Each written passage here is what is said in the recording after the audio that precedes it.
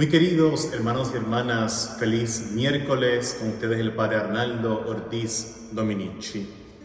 Jesús, reuniendo a sus discípulos, les dijo: saben que los jefes de los pueblos los tiranizan y que los grandes los oprimen. No sea así entre ustedes. El que quiera ser grande entre ustedes, que sea su servidor, y el que quiera ser primero entre ustedes, que sea su esclavo. Igual que el Hijo del Hombre no ha venido para que les sirvan, sino para servir y dar su vida en rescate por muchos. Hoy Jesús, en el Evangelio, anuncia a sus discípulos su Pascua. El Señor les dice que va a ser entregado a los sumos sacerdotes, a los escribas, que lo condenarán a muerte, que lo entregarán a los gentiles, que se burlarán de él, lo crucificarán y al tercer día resucitará. Y ante esto, la palabra del día nos invita justamente a reflexionar sobre el pecado capital, sobre el primer pecado, que es el pecado de la soberbia, que es el pecado del orgullo, que es la tendencia que tenemos de querer estar por encima de los demás. Esto se vive en todos los ámbitos de la vida, en el matrimonio, en la familia, en el trabajo, en la iglesia, en fin, es esta tendencia que siempre tenemos en el corazón de querer estar por encima de los demás, de querer ser los primeros. Y esto viene justamente porque no reconocemos nuestro valor, no estamos claros, conscientes de cuál es nuestra dignidad. Fíjate que Adán y Eva se dejaron engañar, como tú y yo, porque el demonio les dijo: si ustedes comen de ese árbol, Dios sabe que serán como dioses.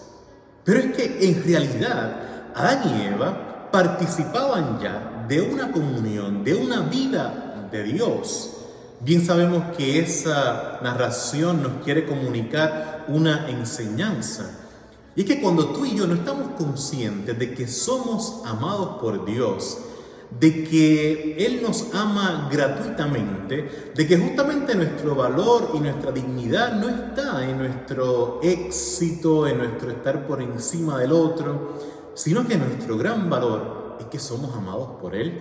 Pero claro, como nos dejamos engañar por el demonio, pensamos que tenemos que construir nuestro valor, que tenemos que crear nuestra autoestima. Y no es esto. Justamente se trata de dejarnos amar por Dios, de descubrir que somos amados y descubrir que cada uno de nosotros tiene dones, talentos que hemos de reconocer, que hemos de celebrar y que hemos de poner al servicio de los demás. Pero, como digo, siempre está esta tendencia en nuestro interior, esta concupiscencia de querer estar por encima de los otros. Hay mucha sabiduría en ese adagio que dice: si quieres conocer a alguien, dale poder. Si quieres conocer a alguien, dale autoridad. Y es así.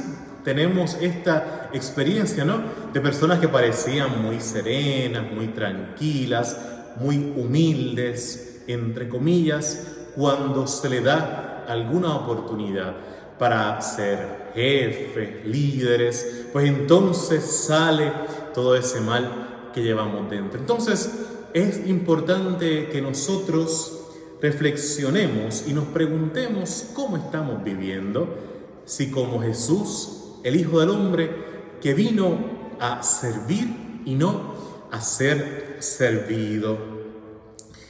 Esta tentación, este humo del infierno, de la prepotencia, del poder, también se da en los ámbitos religiosos. De hecho,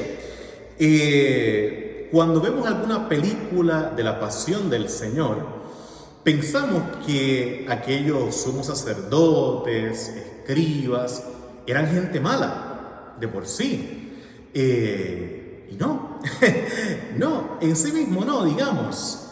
Eran hombres que se ocupaban de las cosas de Dios. Eran hombres a quienes Dios le había dado esa misión. Pero, ¿qué sucedió? Se dejaron llevar por la tendencia a la soberbia, por no perder el poder. Vieron en Jesús una amenaza ante sus propios intereses. Incluso llegaron a aliarse con los poderes políticos para eliminar a Jesús, como nos presenta hoy Jeremías. Aquellos que ante el profeta, ante el hombre de Dios, ante aquel que anuncia la verdad, pues los que no están dispuestos a dar la vida por la verdad, ¿qué hacen? Eliminar al justo, eliminar al que lo está haciendo bien. Y como digo, pues esto también se da lamentablemente en la iglesia, en todas las esferas de la iglesia. Cuando renunciamos al Evangelio, a la palabra de Dios, y lamentablemente vemos cómo se hacen pactos, alianzas con poderes políticos, con ideologías, con todo ese tipo de cosas. Y es muy triste porque se prostituye la misión de la iglesia, se utiliza la palabra para adelantar causas que nada tienen que ver con el Evangelio, con la salvación de las almas. Y claro, aquel que es valiente, aquel que anuncia la verdad, pues hay que perseguirlo, hay que eliminarlo, porque va en contra de los intereses. Y esto, como digo, se da en todas las esferas.